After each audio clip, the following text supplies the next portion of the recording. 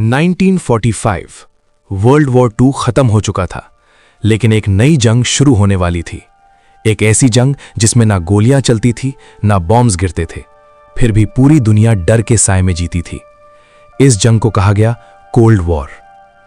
एक तरफ था United states of America, democracy और कैपिटलिज्म का सपोर्टर, और दूसरी तरफ था सोवियत यूनियन, कम्युनिज्म का लीडर।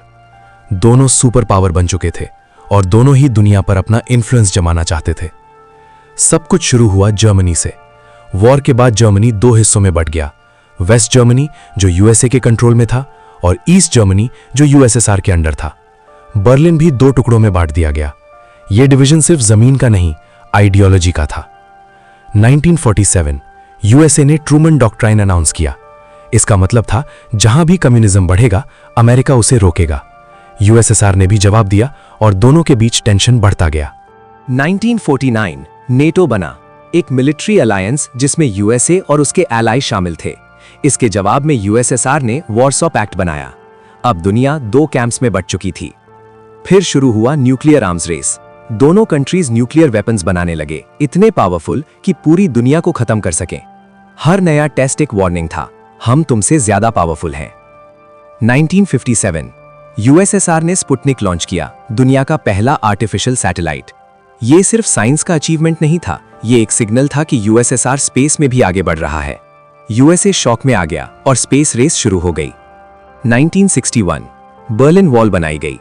ये दीवार सिर्फ शहर को नहीं, फैमिलीज को भी अलग कर रही थी। एक तरफ फ्रीडम, दूसरी तरफ कंट्रोल। 1962 दुनिया अपने सबसे डेंजरस मोमेंट पर थी, क्यूबन मिसाइल क्राइसिस। यूएसएसआर ने क्यूबा में न्यूक्लियर मिसाइल्स डिप्लॉय किए जो अमेरिका के बिल्कुल पास था। यूएसए ने वार्निंग दी और दोनों सुपर पावर्स डायरेक्ट कॉन्फ्रंटेशन के करीब आ गए। सिर्फ एक गलती और वर्ल्ड वॉर III शुरू हो सकता था। 13 दिन तक दुनिया ने सांस रोकी रखी। फिर फाइनली एक डील हुई। यूएसएसआर मिसाइल्स हटाएगा और यूएसए क्यूबा पर अटैक नहीं करेगा। क्राइसिस खत्म हुआ, लेकिन डर बाकी रहा। इस दौरान कई प्रॉक्सी वॉर्स भी हुए, कोरिया वॉर, वियतनाम वॉर, जहां यूएसए और यूएसएसआर डायरेक्टली नहीं लड़े, लेकिन उनके एलाइज लड़ रहे थे। हर जगह एक ही सवाल था, कैपिटलिज्म या कम्युनिज्म। 1970s में थोड़ा रिलैक्सेशन आया, इसे कहा गया डेटॉन्ट।